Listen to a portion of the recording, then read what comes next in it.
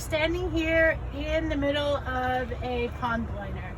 We somehow inherited this pond liner on the farm, and we're repurposing it to be a composting worm bin.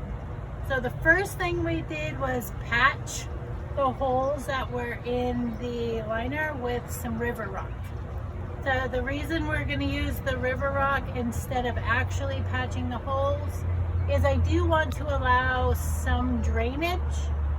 So the water, we don't want the bottom layer of our worm bin to go anaerobic by holding on to water. So the river rocks will block the cracks, so the worms will be discouraged from escaping, but will allow the water to seep out.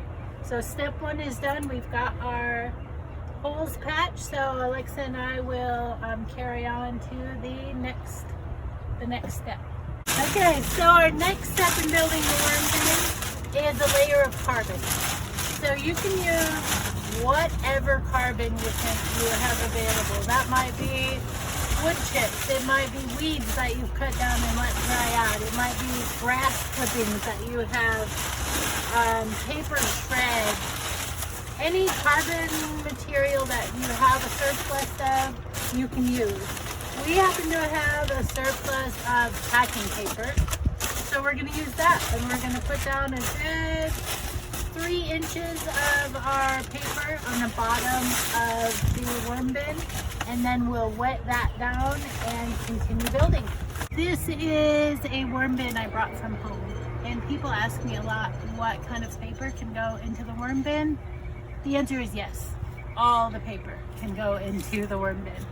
And you'll see, so this one has been benignly neglected for a few weeks. So you can see everything that they don't want to eat, they pushed to the top. So we've got plastic bits that they pushed to the top, and these pieces of cardboard that maybe didn't hold moisture as well as it could have, they just push it all to the top. So anything they don't want to eat, plastic, there's either soda boxes, pizza boxes, clamshells. If it dries out and they don't want it, they push it up.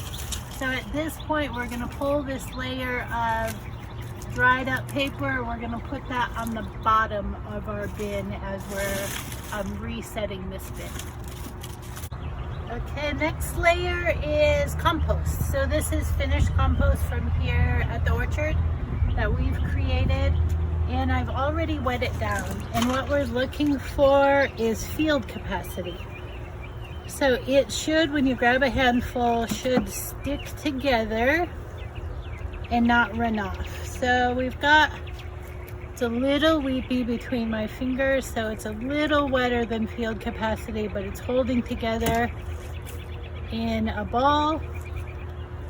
So that's pretty good. It's a little bit wet, but it's better a little bit wet than a little bit dry when we're setting up a new worm bed. So we're gonna spread about 3 to 4 inches on top of our carbon layer of fresh finished compost. Next step, so let's recap. We've got a layer of carbon down on the bottom, then we've added a layer of moistened compost, and we're using compost to feed the worms in this instance because we want fast castings output. So our goal with this worm bed is to create our own worm castings here on site that we can use in our compost tea formulation. So we're going to feed them the compost versus food scraps. So we've got our paper down, our layer of compost, and then next we're going to introduce the old worm bins. I've got 2 bins that I brought from home, and we will dump them upside down to put the old bottom as the new top. It'll re-aerate and encourage the worms to move through and mix all of our soils together.